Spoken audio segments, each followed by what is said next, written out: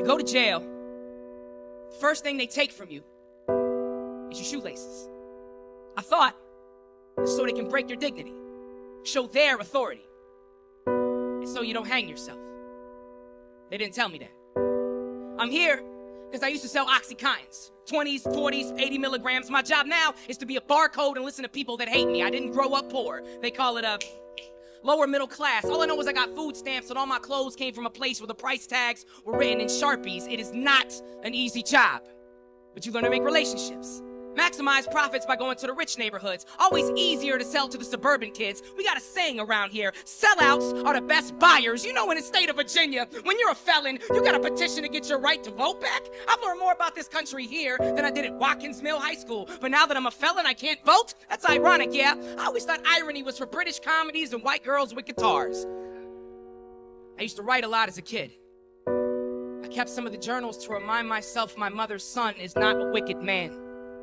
What they don't tell you is all the addicts get stuck in your head. They're not all junkies and college tweakers. They're semi-pro football players with no insurance. They're construction workers with herniated discs. They're mothers who taught me how to tie my shoelaces.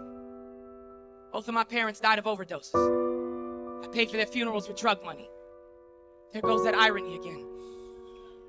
A poet's been coming to the prison lately.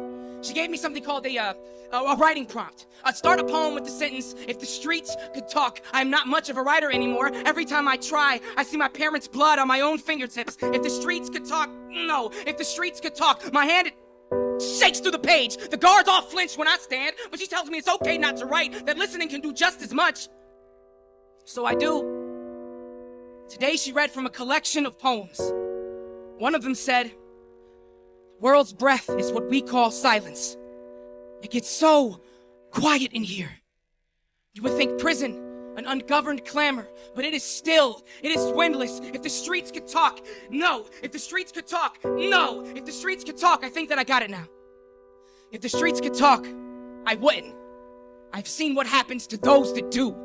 Faces all bled into the asphalt. All I want to do now is carve my parents' name into a tree. Remind my mother I can still make things beautiful. Tell my father that he was a fireman, but I turned him into a furnace. I wrote all of this in my journal tonight. I dare not tell anyone. If I did, they'd all think I want my shoelaces back.